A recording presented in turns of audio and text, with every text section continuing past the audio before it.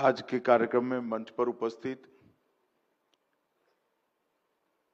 आदरणीय सुरेश सोनी जी,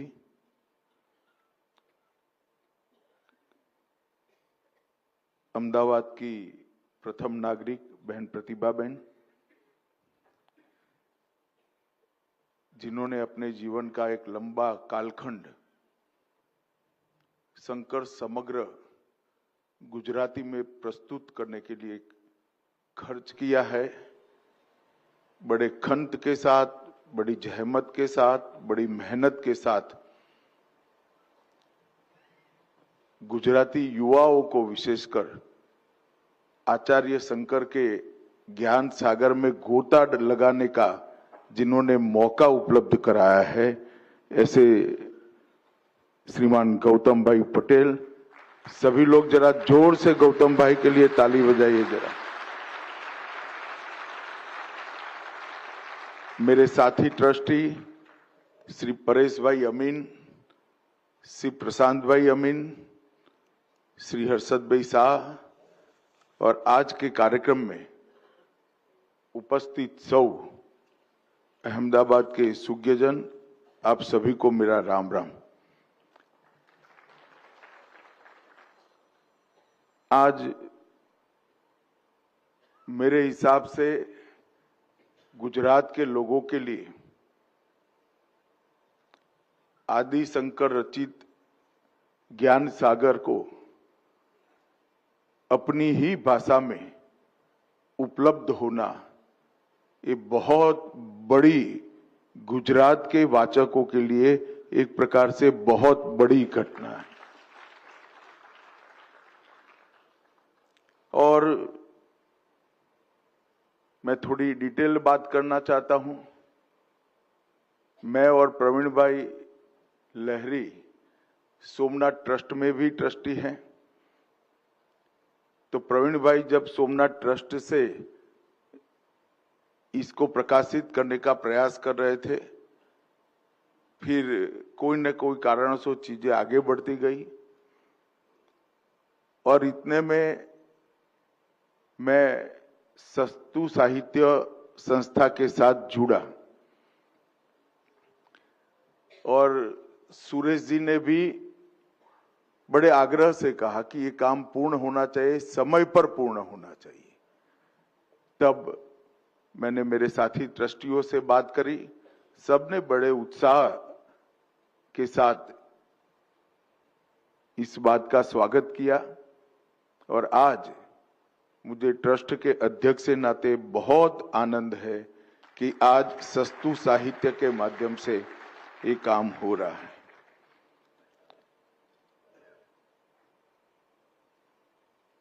मित्रों, आचार्य शंकर के अद्वैत के सिद्धांत और ज्ञान के बारे में बहुत तलस्पर्शी और तत्व का परिचय कराने वाला उद्बोधन हमने श्री सुरेश सोनी जी का सुना है। मैं सोनी जी को जानता हूं,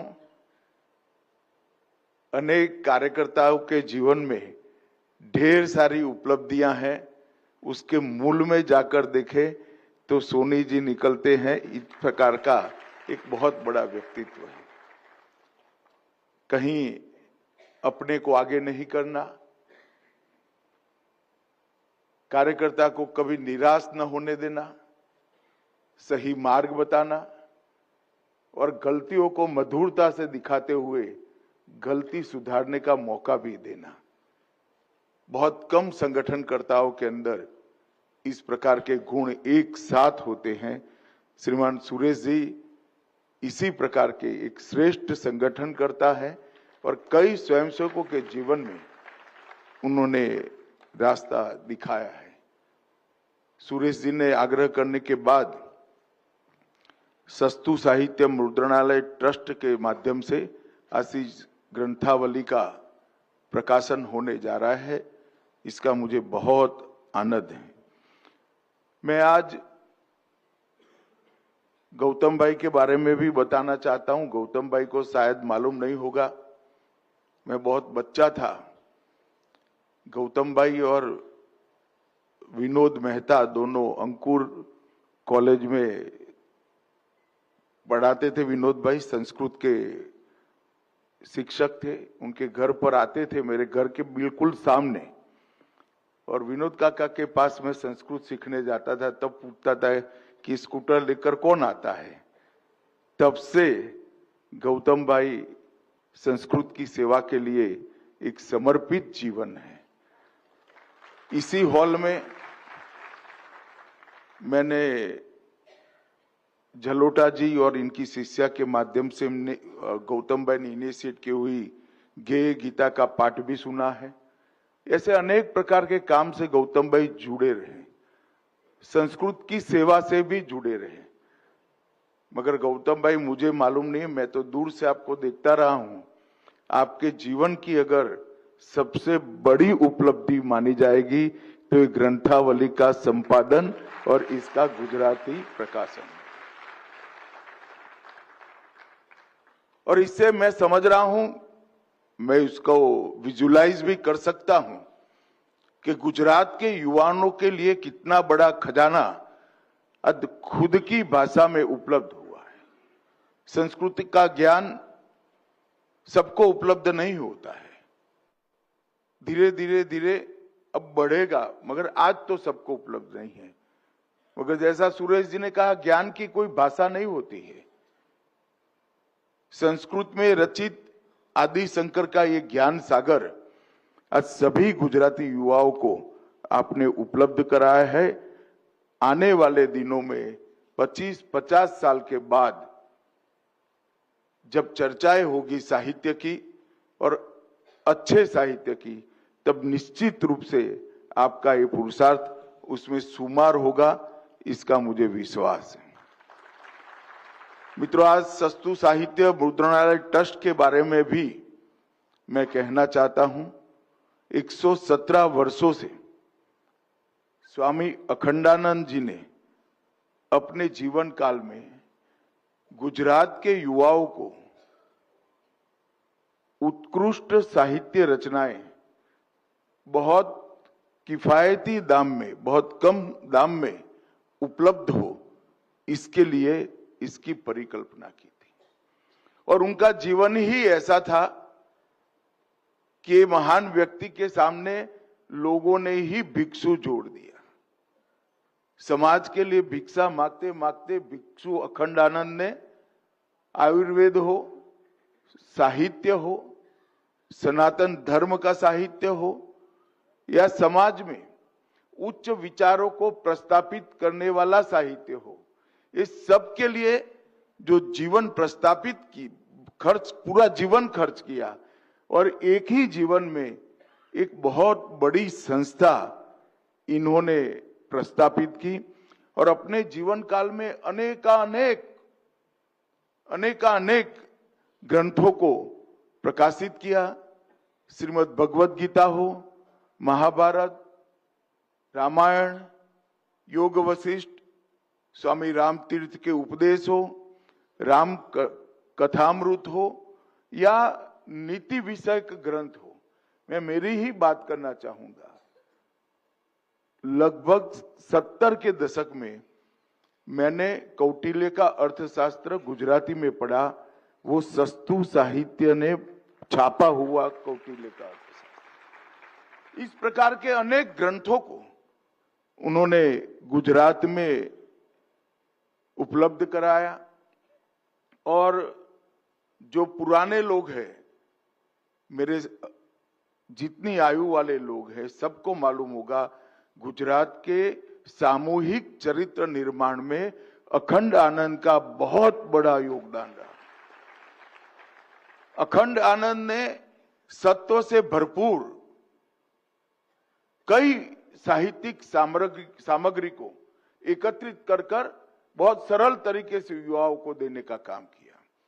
सनातन धर्म के सार को अनेकानेक ऋषि मुनियों के उपदेश के माध्यम से अखंडानंद ने सरल गुजराती में रखने का काम किया और व्यक्ति के अंदर के सत्व को जागरूक कर प्रस्तापित करने के लिए ढेर सारी बोध कथाओं को भी अखंडानंद ने गुजराती युवाओं को उपलब्ध कराई।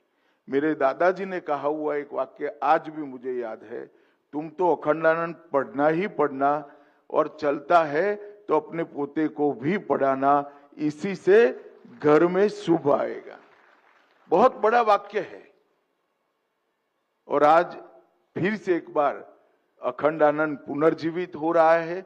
इस सभागार में जितने भी लोग हैं, मैं आपको विश्वास दिलाना चाहता हूं कि अखंडानंद जो एक समय मृतप्राय स्थिति में पहुंचा था, अखंडानंद अब अगले 50 साल तक इसी प्रकार से प्रकाशित होगा। इसकी हम जरूर व्यवस्था करेंगे।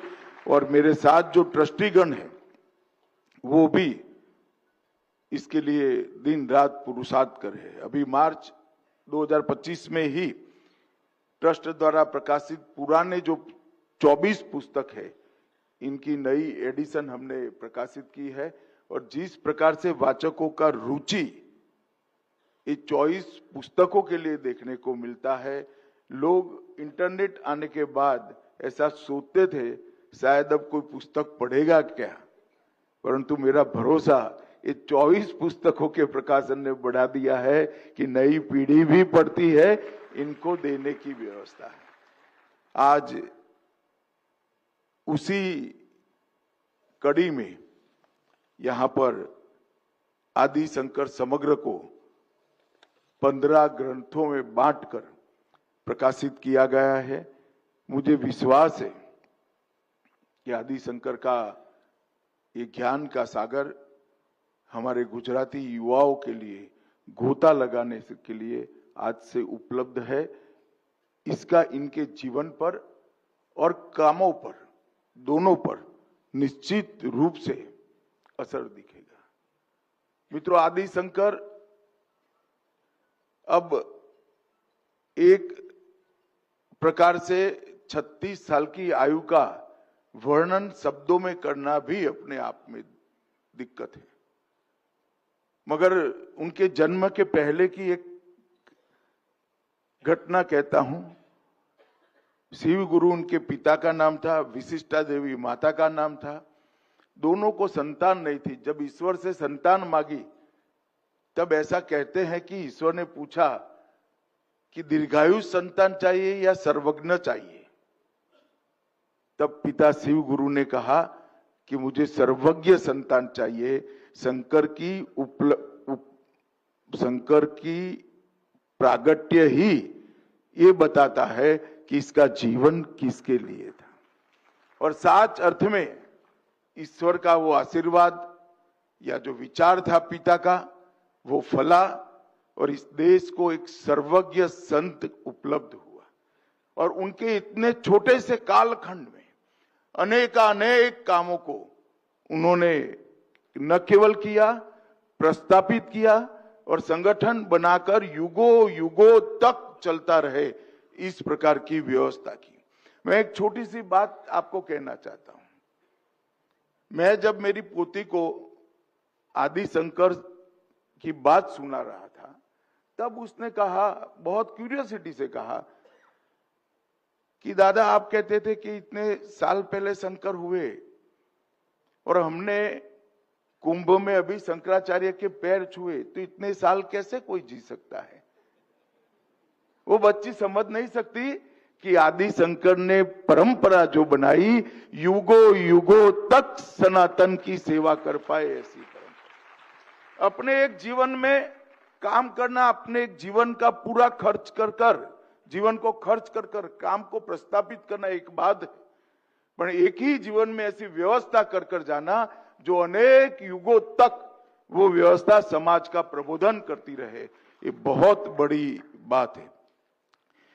7-8 साल की आयु में ही संपूर्ण वेदों का पूर्ण अध्ययन किया।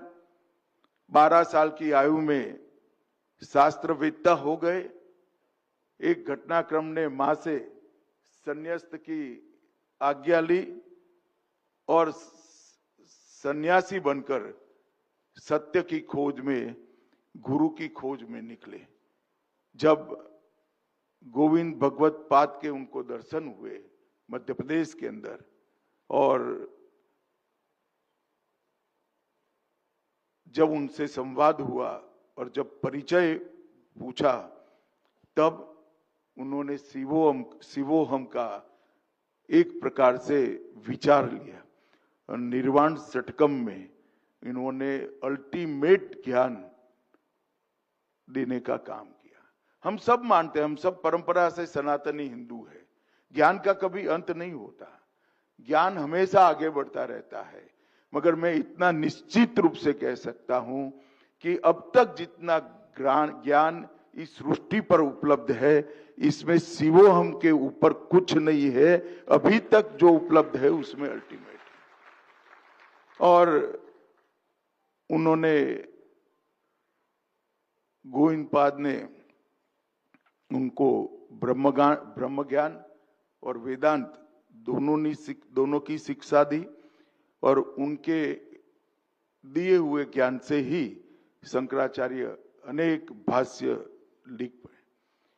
इनके साहित्य रचना को एक बार हम यात्रा कर पूरा पढ़ना तो शायद ही किसी के जीवन में, समझना किसी के जीवन में संभव होगा, मगर सिर्फ इसके कैनवास को हम देखें, भाष्य ग्रंथ लिखे, इसमें ब्रह्मसूत्र, भगवद गीता भाष्य और उपनिषद भाष्य मैंने खुद पढ़े। मैं सभी को कह सकता हूं कि इतना सरल, सटीक और सत्य के नजदीक उपनिषद का भाष्य और कोई नहीं दे सकता। वो केवल और केवल आदि शंकर ही दे सकते। ईश, केन, कट, प्रश्न, मुंडक, मांडुक्य, ऐत्रेय, तैत्तिरीय, छांदोग्य, श्वेताश्वर, कई प्रकार के सभी लगभग उपनिषदों के बहुत विस्तृत भाष्य दिए। स्तोत्र ग्रंथ लिखे, उसमें आनंद लहरी, गोविंदाष्टकम, दक्षिणामूर्ति स्तोत्र, 10 श्लोकी, यति पंचक, पंचपदी, मणि पंचक, हरिहर स्तोत्र, सोपान पंचक, शिवभुज प्रयाग, ये सारे स्तोत्र एक माला में रखकर आप देखेंगे तो उस वक्त के समाज में जितने प्रश्न थे, वो सभी प्रश्नों का निराकरण आपको इस स्तोत्र में से मिलेगा।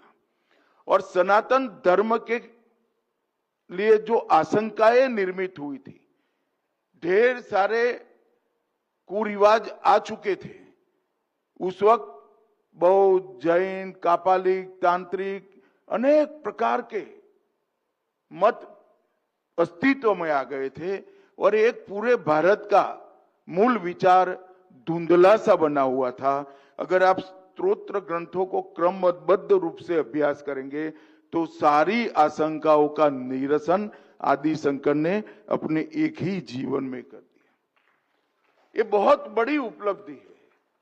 जितने भी किंतु परंतु थे, इसके तर्कबद्ध जवाब आदि शंकर ने उपलब्ध कराए। और प्रकरण ग्रंथों में भी उपदेश शास्त्री, तत्वबोध, निर्वाण मंजरी, विवेक चूड़ामणि, मेरा युवाओं को आग्रह है कि अब गुजराती अनुवाद और भावानुवाद उपलब्ध है, विवेक चूड़ामणि जरूर जीवन में एक बार पढ़ना। विवेक चूड़ामणि, वेदांत सार, कई प्रकार के प्रकरण ग्रंथ भी उन्होंने लिखे। आदि शंकराचार्य ने केवल विचार नहीं दिया, उन्होंने भारत को विचार के साथ साथ संयोजन भी दिया। सिर्फ ज्ञान नहीं दिया, ज्ञान का आकार भी दिया। और सिर्फ मोक्ष का विचार नहीं दिया, मोक्ष तक पहुंचने का मार्ग भी प्रशस्त कर रख दिया। अपने एक जीवन में बहुत कम लोग इतना कर सकता है। इतनी अल्पायु में कई बार देश की पदयात्रा की, एक प्रकार से पैदल चलती विश्वविद्यालय का उस जमाने में रोल आदि शंकर ने करा। सिर्फ पैदल यात्रा नहीं की, भारत की पहचान को प्रस्थापित किया। 4 दिशाओं में 4 मठ बनाए, ज्ञान दीप की स्थापना की और पूर्व पश्चिम उत्तर दक्षिण चारों दिशाओं में सनातन की ध्वजा को फहराने का काम किया।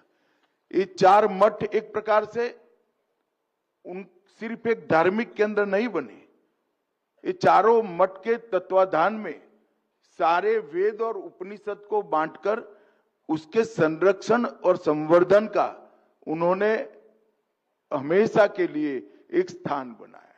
चारों वेदों को चारों पीठों के अंदर बांटकर, उपनिषदों को बांटकर उसके संरक्षण और संवर्धन दोनों का काम दिया।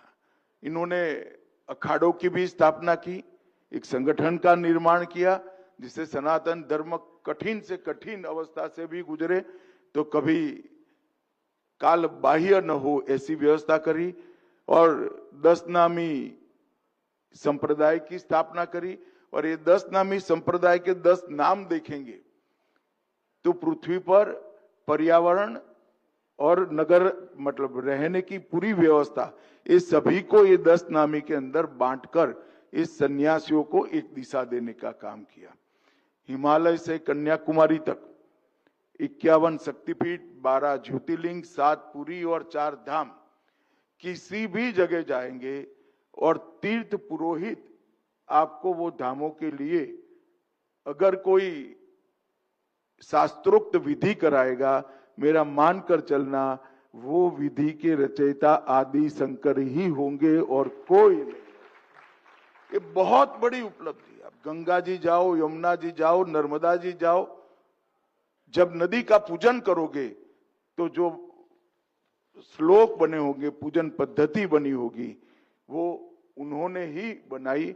और सालों तक प्रकृति की पूजा से लेकर सनातन के मूल तत्व को पहचानने तक का रास्ता आम लोगों के लिए भी प्रयास प्रशस्त किया। जीवन में कई सारे शास्त्रार्थ किए, कई सारी शंकाओं आशंकाओं का निरीक्षण किया। कुमारिल भट्ट और मंडन मिश्र, ये दोनों के साथ उनका संवाद आज भी भारत भूल नहीं सकता।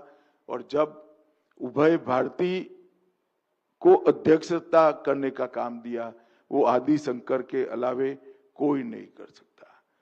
इन चर्चाओं में वेद प्रामाण्य, कर्मकांड बनाम ज्ञान मार्ग, ब्रह्म आत्मा की एकता अद्वैत, संन्यास्त और गृहस्थ दोनों के दायित्व, समाज में भेदभाव, ऐसे मूल तत्वों को उन्होंने अपने शास्त्रार्थ के अंदर समाहित कर और इस सारी शंकाओं का समाधान कर उन्होंने बहुत अच्छे तरीके से सनातन धर्म को प्रस्थापित करने का, निराकार बनाम साकार, ये द्वंद्व को भी उन्होंने ही समाप्त किया। भक्ति, कर्म और ज्ञान तीनों मार्ग से मोक्ष प्राप्त कर सकते हैं, उसको भी उन्होंने करा। और जब दर्शन को जन भाषा में उतारने की बात करते हैं, तब मैं एक ही पद का नाम देना चाहता हूं, भज गोविंदम को एक बार आप पढ़ लीजिएगा तो मालूम पड़ेगा, किसी से सीख भी लीजिएगा तो मालूम पड़ जाएगा कि किस प्रकार से दर्शन को जन भाषा में लोक भोग्य बनाकर लोगों के सामने रखते हैं।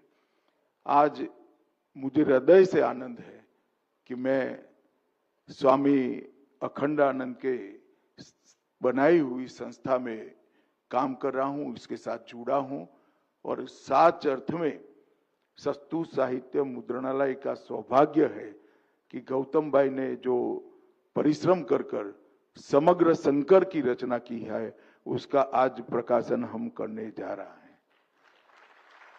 सूरज जी ने न केवल इसके लिए अंगुली निर्देश किया, लगातार इसका फॉलोअप भी करते रहे, मेरे साथ तो करते रहे, मेरी ऑफिस के साथ भी करते रहे, प्रिंटर के साथ भी करते रहे, लेखक के साथ भी करते रहे।